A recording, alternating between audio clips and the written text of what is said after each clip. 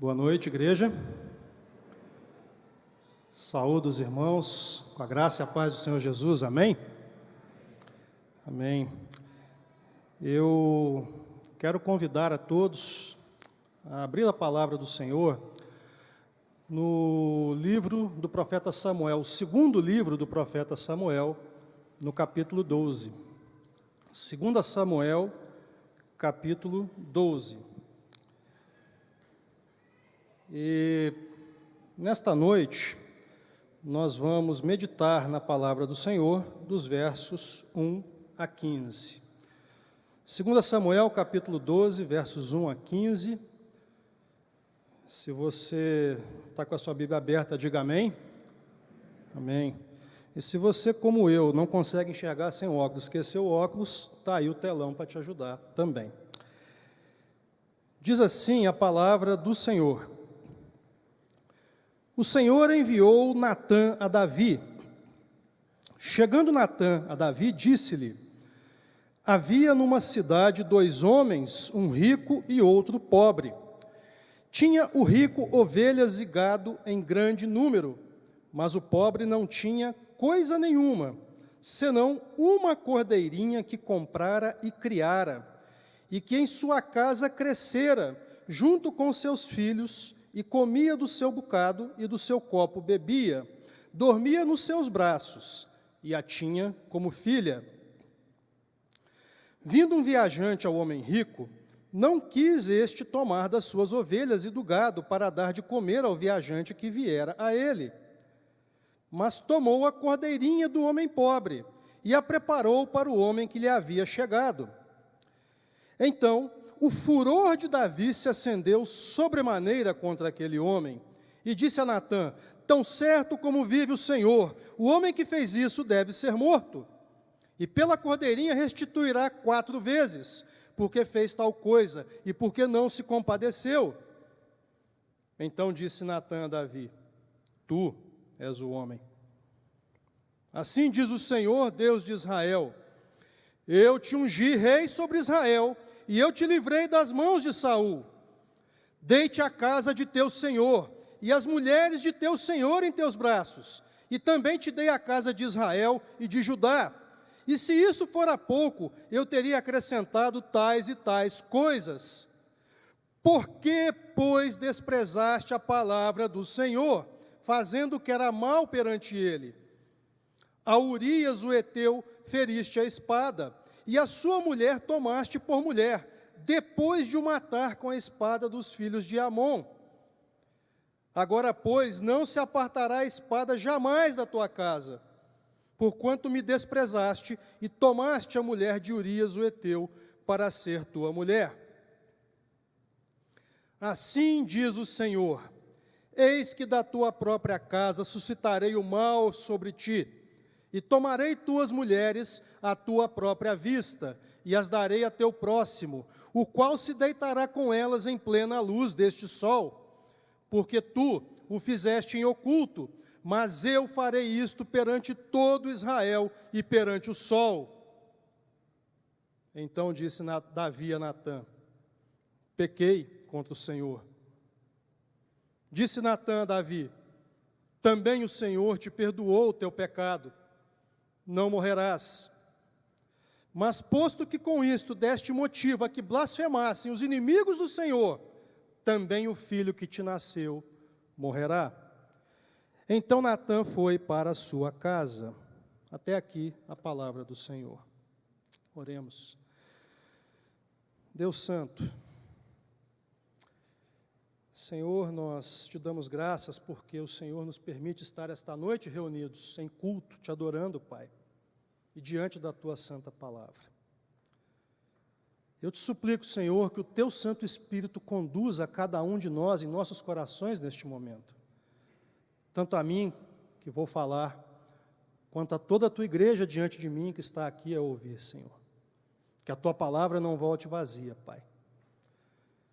Não porque há algum mérito em nós, não porque há algum valor em nós, nós somos pecadores, nós somos insuficientes, nós não temos poder em nossas palavras, o poder vem de Ti, Pai. Que o Teu Espírito Santo se faça presente em nós esta noite e nos dê instrução, nos dê sabedoria e nos dê avivamento de coração. É a nossa oração, Pai, em nome de Jesus. Amém. Esse texto que nós acabamos de ler, ele é um texto muito conhecido e, de certa forma, dá para dizer que ele quase nem precisaria ser pregado de tão claro que ele é, sobre o que está acontecendo aqui. Neste texto, o que nós vemos é Davi, o grande rei Davi, sendo confrontado pelo Senhor, por intermédio do profeta Natã, pelos seus graves, pelos seus terríveis crimes. Davi, aquele que é conhecido praticamente de todo mundo hoje, aquele cujo nome é citado 1114 vezes na Bíblia inteira, de Ruth até Apocalipse. 60 vezes no Novo Testamento, e todo o povo de Deus do Novo Testamento sabia que Davi era aquele de onde viria, de quem nasceria o Messias, o grande rei Davi. Davi só não é mais citado na Bíblia do que o próprio Jesus. Até nisso, Jesus, o nome acima de todo nome. Jesus, para quem quiser saber, 1180 vezes. Davi, um homem que era amado por Deus e que reconhecidamente amava a Deus. Todo mundo sabe disso, todo mundo fala sobre isso em algum momento na igreja. E a pergunta que talvez a gente queira fazer essa noite: como pode um homem dessa estatura, um crente dessa estatura, ter cometido crimes tão graves, ter caído num lamaçal tão grande, ter afundado tanto assim no pecado? Eu queria propor esta noite o seguinte tema, porque é assim que o texto que nós lemos termina, é dessa forma que esse texto termina. Nosso tema essa noite é: quando Deus resgata um pecador.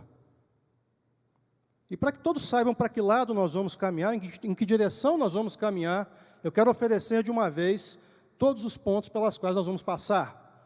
Apesar que eu acho que está tão claro no texto que eu nem precisaria dizer. Mas nossos pontos são: 1, Deus confronta o pecador.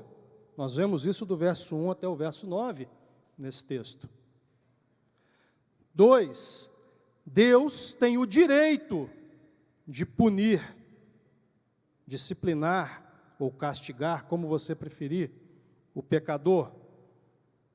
Isso está declarado nos versos 10 a 12 e também no verso 14.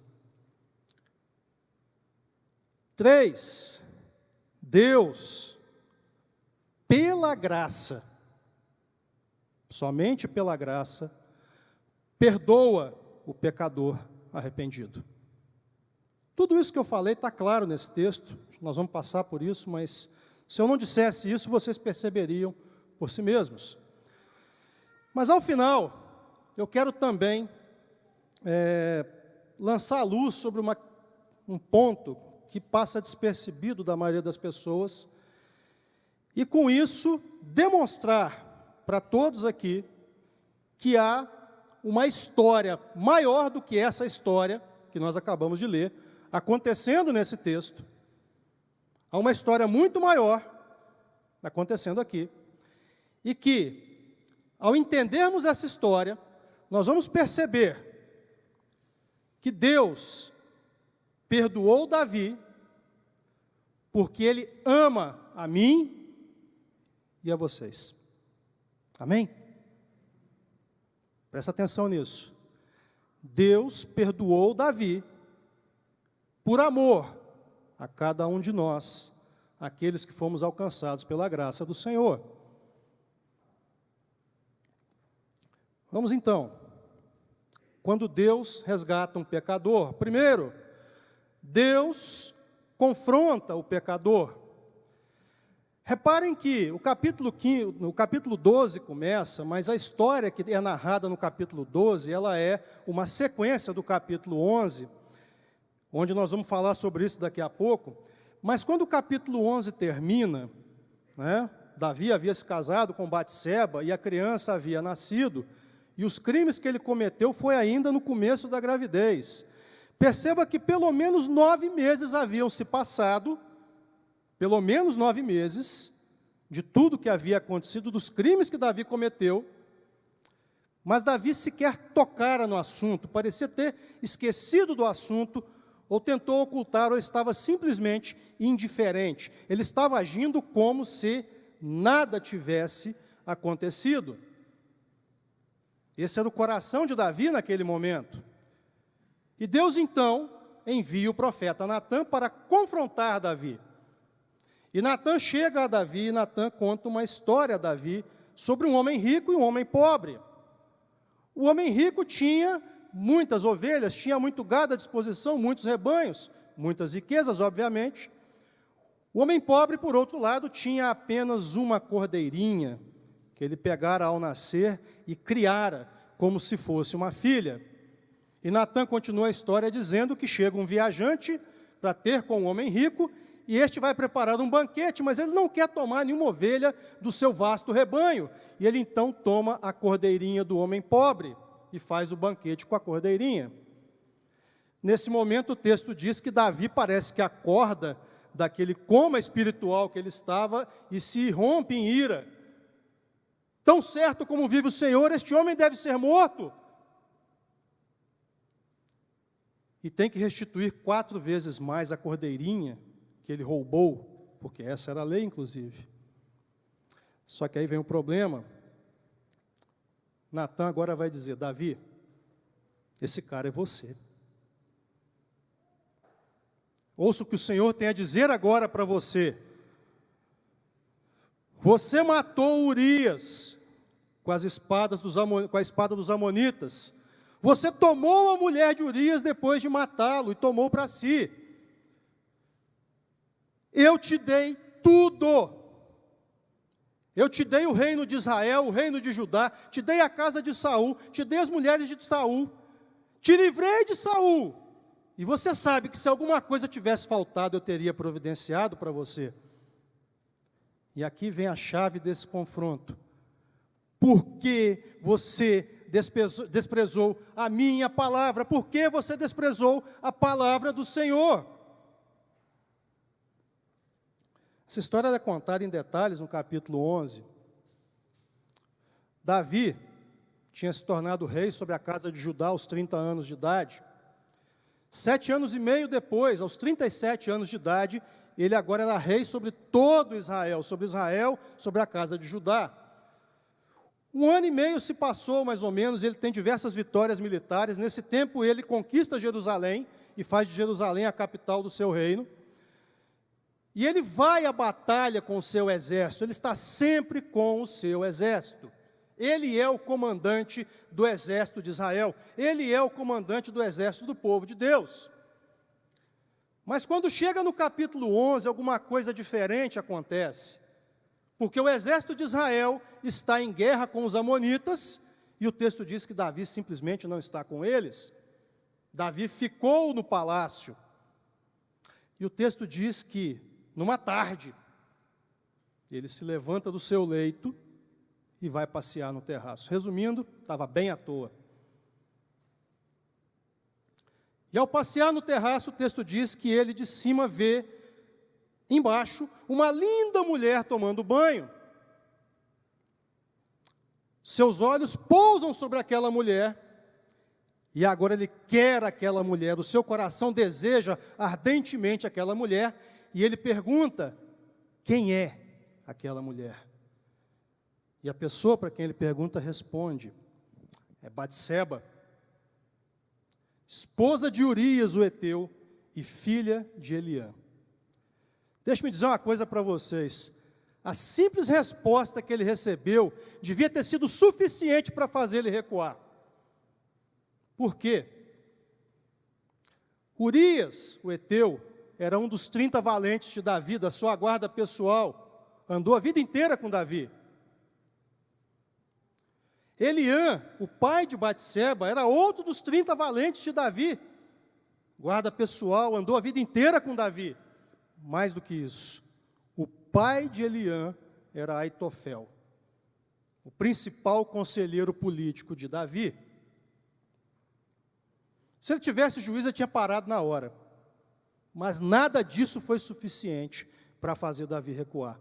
Ele manda trazer a mulher, ele se deita com ela, e agora vem o problema principal, ela manda anunciar: estou grávida. E agora o problema é grande, porque a pena para o adultério, que ele não conseguiria esconder, é a morte. Davi, então, monta um plano ainda mais ardiloso. Ele manda um mensageiro a Joabe e manda trazer o marido de Batseba da guerra, Urias o Heteu, ainda no começo da gravidez. E Urias vem, Davi o recebe, Davi conversa com ele, e Davi o instrui a descer à sua casa. Olha, passe a noite na sua casa, aproveite esta noite. Qual era o plano? Que a gravidez caísse na conta do marido. Só que tem um problema. Urias não vai para sua casa. Urias não vai para sua casa. E eles dizem a Davi: olha, Urias não foi para casa. E Davi chama Urias de volta. Mas você não foi para casa por quê? Não está com saudades da sua esposa? Veja a resposta de Urias: estou. Mas os meus companheiros dormem ao relento. A arca, Israel e Judá ficam em tendas. Como poderia eu, homem honrado, ter com a minha esposa, sabendo de tudo isso? E a resposta que ele dá a Davi agora demonstra o coração de Urias. Tão certo, Davi, como tu vives, e tão certo como vive a tua alma, eu jamais faria tal coisa. Urias era completamente fiel ao rei. Mas nada disso abalou a dureza de coração que Davi estava naquele momento. E Davi precisava resolver o problema, então o que é que ele faz? Ele escreve uma carta. Ele entrega a carta nas mãos de Urias e diz: Urias, volte para a batalha, mas antes entregue essa carta ao comandante Joabe. Na carta estava a sentença de morte do próprio Urias. Na carta estava escrito: Joabe, você vai colocar Urias na frente de batalha mais ferrenha que tiver. E no auge da batalha você vai deixar Urias sozinho para que ele seja morto. Joabe recebeu aquela carta. Talvez ele tenha estranhado alguma coisa na carta, lógico. Mas ele cumpriu a ordem sem pestanejar. Colocou Urias na frente de batalha, no momento certo abandonou Urias e ele morreu pelas mãos dos amonitas. Joabe então manda o mensageiro avisar a Davi que Urias era morto. E Joabe tinha medo da reação de Davi, mas quando o mensageiro informa a Davi, Davi apenas diz: diga a Joabe que não se entristeça, a espada leva tanto estes quanto aqueles. Será que alguém está reconhecendo Davi? Coração duro, cínico, indiferente, assassino, adúltero.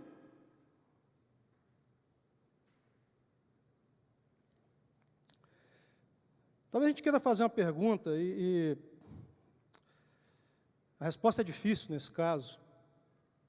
Quantos mandamentos Davi quebrou nessa circunstância? Alguns estudiosos vão dizer que ele quebrou 2 mandamentos: não matarás e não adulterarás.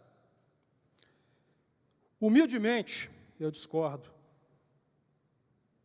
Eu acho mais fácil dizer qual mandamento ele não quebrou, se é que ele não quebrou algum. Por quê? Porque para adulterar antes ele cobiçou. Para fazer tudo o que ele fez, ele teve que ignorar que o Deus Todo-Poderoso estava diante dele, presente, vendo tudo. Para fazer tudo o que ele fez, ele levantou no coração dele os ídolos, o ídolo do poder e o ídolo do sexo, pelo menos. para fazer o que ele fez, seguramente ele não honrou nem o pai nem a mãe dele. Talvez tenha ficado de fora só o mandamento de guardar o sábado. Se bem que eu tenho minhas dúvidas, porque o texto fala que ele estava à toa passeando no terraço numa tarde. Talvez fosse sábado.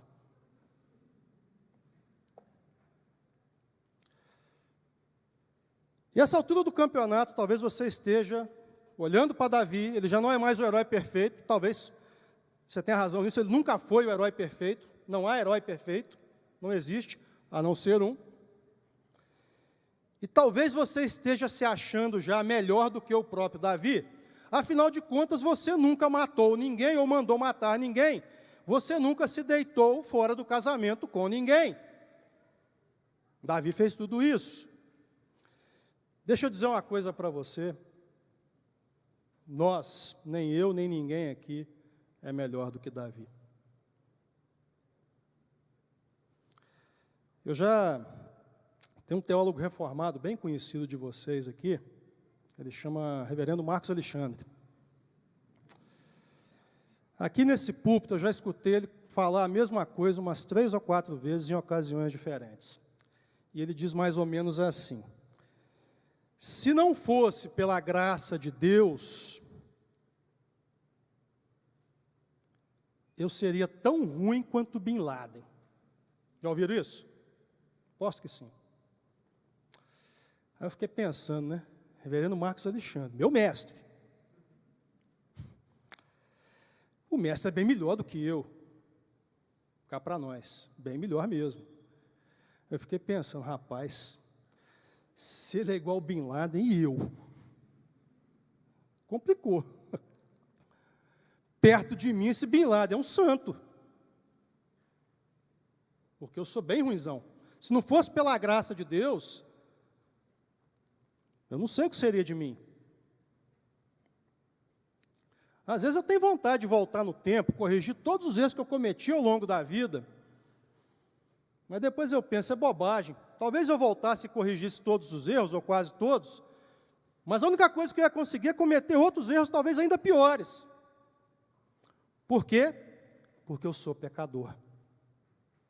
Todos nós somos pecadores. E nós somos confrontados, como Davi foi. Repara que o texto diz, o Senhor fala para Davi, como você pôde desprezar a palavra do Senhor? Quem nos confronta é a palavra do Senhor. E quando ela nos confronta, o que é que nós encontramos? Bem, nós não fizemos o que Davi fez, provavelmente.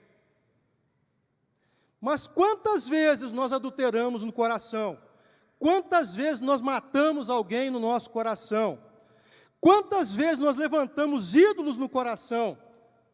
O ídolo da carreira, dos diplomas, da política, do lazer, da futilidade. Quantas vezes nós não demos glórias ao Senhor para dar glória às coisas do mundo? Você já pensou se a nossa vida, por dentro, seu coração, seus pensamentos, todos eles, fossem expostos naquele telão ali, na frente de todo mundo? Eu acho que a maioria de nós sairia correndo de vergonha e talvez jamais voltasse. A palavra nos confronta. A palavra mostra com clareza o quão pecadores nós somos. Assim como naquele dia Natã levou a palavra do Senhor a Davi, o Senhor também nos dá a sua palavra para nos confrontar. Então, primeiro, Deus confronta o pecador. Mas, segundo, Deus tem todo o direito de punir, de castigar, de disciplinar o pecador. Veja o que acontece com Davi. Versos 10 a 12. Deus agora vai aplicar a pena sobre Davi, o castigo sobre Davi. E ele vai dizer, por causa do que você fez, a espada jamais se afastará da sua casa. Por causa do que você fez, as suas mulheres se deitarão com outro e farão isso à luz do dia. Por causa do que você fez, a criança que te nasceu morrerá.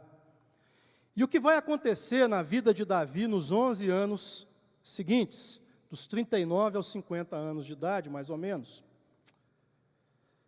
Bem, logo em seguida, a criança que nasceu morre. É o primeiro dos filhos que Davi perde. Pouco depois, a história continua e o texto diz que Aminon, filho de Davi, ele estupra sua irmã Tamar, filha de Davi e irmã de Absalão. Por causa disso, 2 anos depois, Absalão se vinga e mata Aminon. Por causa disso, Davi exila Absalão por 3 anos, dando início à conspiração de Absalão. 11 anos depois, Absalão conspira contra o trono, e ele usurpa o trono de seu pai, e o primeiro conselho que ele recebe é: deite-se com as concubinas de seu pai, para que todo Israel saiba que há um novo rei. Sabe quem foi que deu o conselho? Aitofel, o avô de Batseba. 11 anos. E o texto termina, lógico, no verso 14, a criança que te nasceu morrerá. Talvez a gente tenha alguma dúvida sobre essa questão. De fato, é uma questão muito difícil. Será que, da mesma forma que Deus fez com Davi, Ele faz com todos nós, e aplica punições de acordo com os nossos pecados, de forma visível, de forma clara, de forma que todos percebam que nós estamos pagando por algum pecado cometido?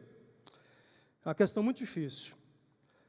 Veja bem, tem algumas passagens na Bíblia que talvez nos ajudem, mas ainda assim é uma questão difícil. Veja bem, Êxodo 34, versos 6 e 7.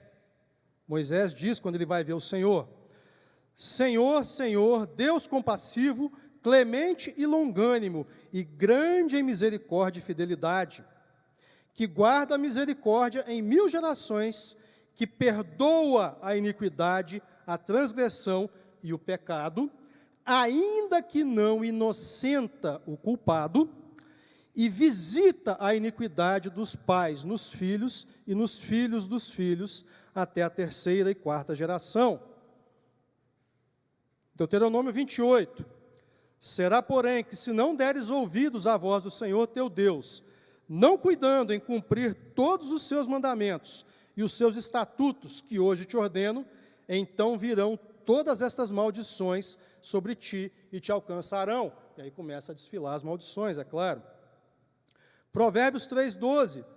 Pois o Senhor disciplina a quem ama, assim como o pai faz ao filho de quem deseja o bem. Provérbios 22:8. O que semeia injustiça cegará males, e a vara da sua indignação falhará. Ou, Novo Testamento, Gálatas capítulo 6, verso 7. Não vos enganeis, de Deus não se zomba, pois aquilo que o homem semear, isso também ceifará. Dá uma impressão de pecou 2 vezes, pune 2 vezes, alguma coisa assim. Eu acho muito difícil isso, honestamente, porque você vê, a Bíblia está cheia de exemplos um pouco diferentes desses. A própria vida de Jó.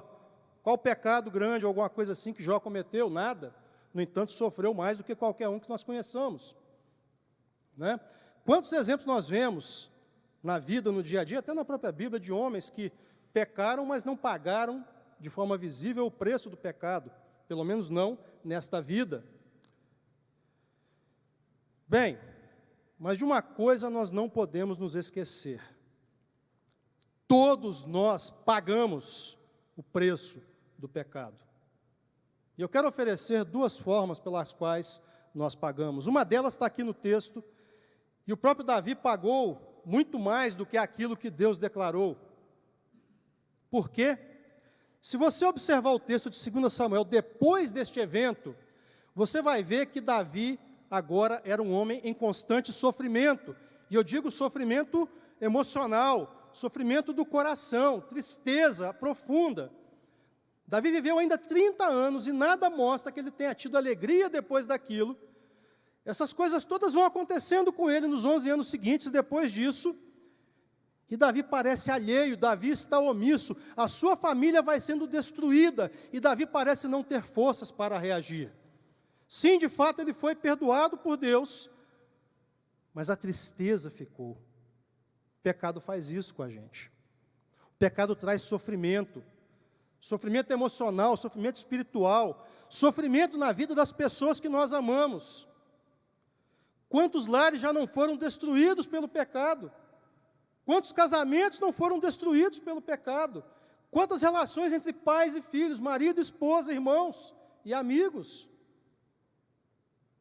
Mesmo que quem está lá fora não veja o que está acontecendo, o crente que peca, ele vai sofrer por dentro, no seu coração. Mas há uma coisa que nós não podemos perder de vista também nessa questão. Se você parar para pensar bem, você paga a punição pelo seu pecado até mesmo de forma pré-paga. Já parou para pensar nisso? Por quê? Porque desde que Adão e Eva cometeram o primeiro pecado, toda a raça humana foi castigada. Todos nós somos castigados a partir dali, mesmo antes de nascer até, pode-se dizer. Nós já nascemos em pecado. A certeza é que somos pecadores. Você já parou para pensar, por que você nasce, cresce, adoece, envelhece, sofre e morre? É o preço do pecado. Já pensou nisso? Nós sofremos com o pecado, essa é uma certeza. Se não há uma punição visível, com certeza a punição ela é espiritual, ela é emocional. E Davi sofreu 30 anos depois. E eu tenho certeza que muitos aqui dentro já sofreram pelo peso do pecado em suas vidas. Essa é uma certeza, porque todos nós somos pecadores. Todos nós já cometemos erros certamente terríveis ao longo de nossas vidas. E muitas vezes sofremos por isso por um longo tempo. Mas o Deus que confronta o pecador,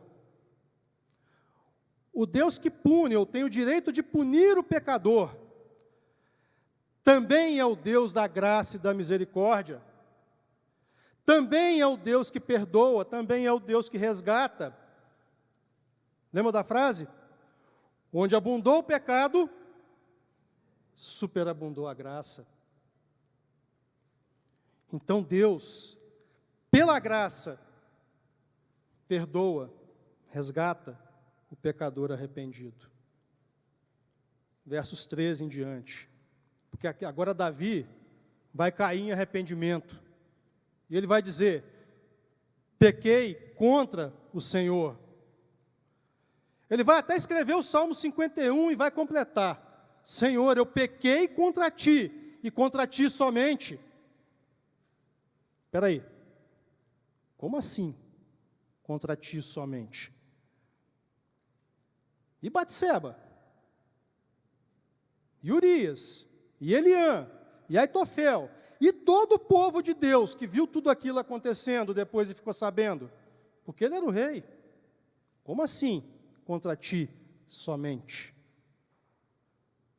Porque nós não podemos perder de vista que todo pecado é, primeiramente e principalmente, um pecado contra Deus. Por quê? Porque você desonrou a palavra do Senhor. Você descumpriu a palavra do Senhor. Para fazer o que ele fez, ele teve que ignorar completamente o Senhor. Se o coração dele estivesse firmado no Senhor, naquele momento, ele não faria o que ele fez. É por isso que ele diz: pequei contra ti, e contra ti somente, de forma que tu serás tido por justo no falar e no julgar. Pequei contra ti, Senhor. E Natã responde: também o Senhor te perdoou o teu pecado, não morrerás. Mas aqui tem que ser levantada uma pergunta: por quê? Porque Deus é um Deus de justiça. Pela justiça de Deus, o pecador deve pagar o preço do pecado, ele deve ser punido. Se não aqui, na eternidade. A justiça de Deus precisa ser satisfeita. E, no entanto, Deus, pela graça, perdoa. Mas Ele não pode simplesmente perdoar. A sua justiça tem que ser satisfeita. Mas quem vai satisfazer a justiça de Deus? Davi? Com os pecados terríveis que ele cometeu? Eu? Algum de vocês aqui? Qualquer um de nós? A depender da nossa própria justiça, a única coisa que nós merecemos é a condenação do Senhor. A única coisa que merecemos é o fogo do inferno. Porque nós somos pecadores. A única coisa em que nós somos realmente bons, em que nós somos realmente experts, é em pecado. Pela nossa justiça, não teria como haver misericórdia. Como é que a justiça de Deus vai ser satisfeita? Como é que Deus poderá derramar a sua misericórdia sobre mim e sobre você e sobre Davi? Em que bases Deus pôde perdoar a Davi? Bom, para satisfazer a justiça de Deus, Deus precisa de alguém que não erre nunca. Alguém cujos pés não vacilem jamais. Ele precisa realmente de alguém que, inclusive, nasceu sem pecado. Algum de nós pode cumprir essa missão? Não. Deus precisa de alguém muito especial. Como disse Capitão Nascimento, para fazer meu trabalho tem que ser alguém igual eu. Quem pode ser? Ele então, no devido tempo, manda seu filho. Deus como ele. No devido tempo, nascido de mulher, mas não igual a nós, nascido pelo poder do Espírito Santo. Alguém que enfrentou ao longo de sua vida as tentações do diabo e venceu todas. Seus pés não vacilaram. Ele jamais errou. E com isso ele se fez justiça perfeita de Deus, sacrifício perfeito de Deus, no meu e no seu lugar. E ele então é pregado naquela cruz, no meu lugar, no seu lugar. Sabe todas as chibatadas que ele levou? Cada um de nós devia ter levado. Sabe a cusparada no rosto que ele levou? Cada um de nós devia ter levado. Sabe as surras que ele levou? Cada um de nós devia ter levado. Sabe os pregos nos pulsos e no tornozelo? Nós devíamos ter levado. Sabe a lança do lado? Nós devíamos ter levado. No entanto, ele levou por nós, porque ele era o único que poderia fazer isso e aplacar a ira de Deus e satisfazer a justiça de Deus, de forma que, quando Deus olha para a cruz, ele vê o meu e o seu rosto, mas quando ele olha para você, ele vê a face de Cristo. Só o Senhor Jesus Cristo pode fazer isso por nós. Pela graça, não é simplesmente porque eu me arrependi, mas pela graça. Porque Deus amou o mundo de tal forma que enviou seu Filho único para nos resgatar.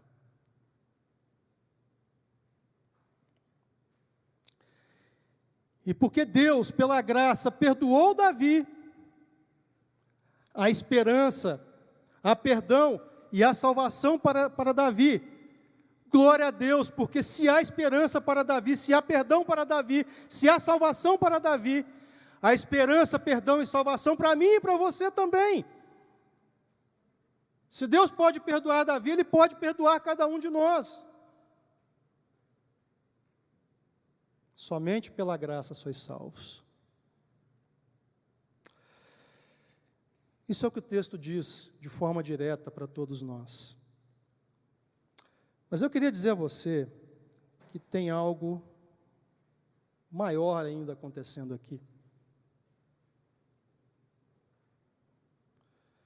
Tem uma história, por trás da história, que é muito mais importante do que a história em si. Essa é a história de Deus lidando com um pecador, certo? Certo. Mas tem algo muito maior acontecendo, tem uma história muito maior acontecendo aqui. E para isso eu quero desafiar você essa noite. Quero desafiar você a recalibrar a sua compreensão do Antigo Testamento. A entender que o Antigo Testamento não é uma série de histórias que vão acontecendo com vários personagens diferentes, das quais nós podemos tirar lições de cada história. Ok, tem vários personagens, nós podemos tirar sim lições de cada história, mas é uma coisa muito maior que acontece. Por quê? Porque o que acontece aqui é uma única história do começo ao fim. O plano da redenção de Deus para os homens.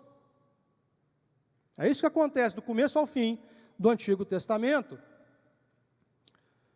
Para demonstrar isso, eu quero chamar a atenção de vocês para a passagem em que Jesus conversa com dois discípulos, a passagem que ficou conhecida como os caminheiros de Emaús.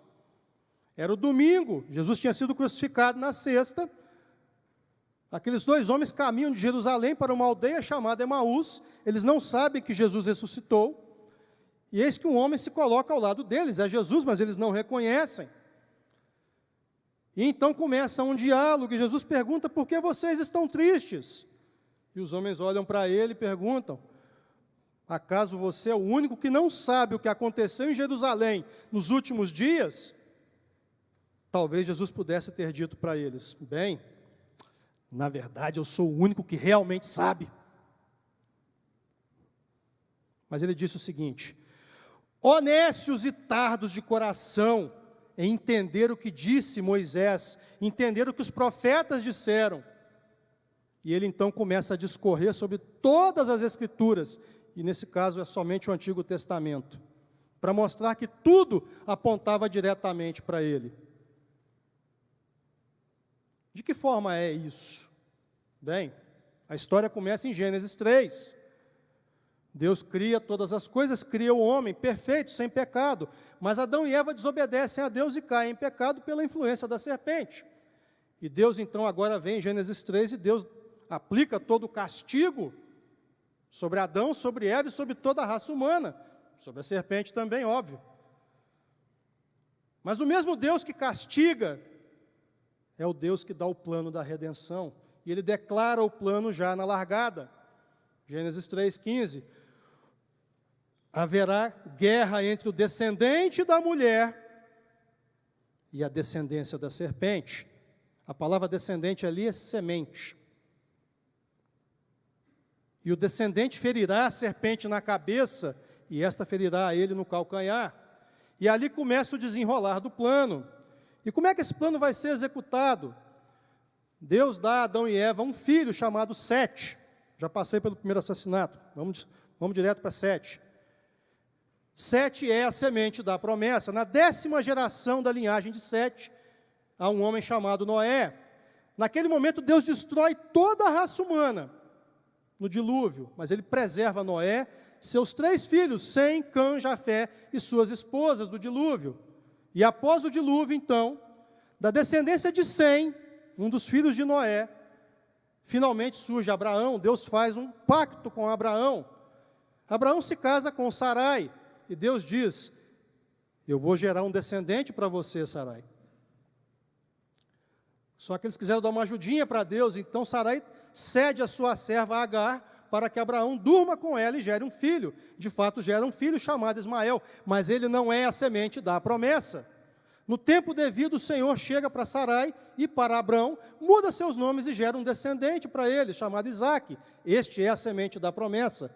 Isaque se casa com Rebeca. Rebeca não tinha filhos, mas Deus providencia gêmeos. Esaú, o mais velho, Jacó, o mais novo. Quem é a semente da promessa? O mais velho? Não. O mais novo. É pela graça. É eleição.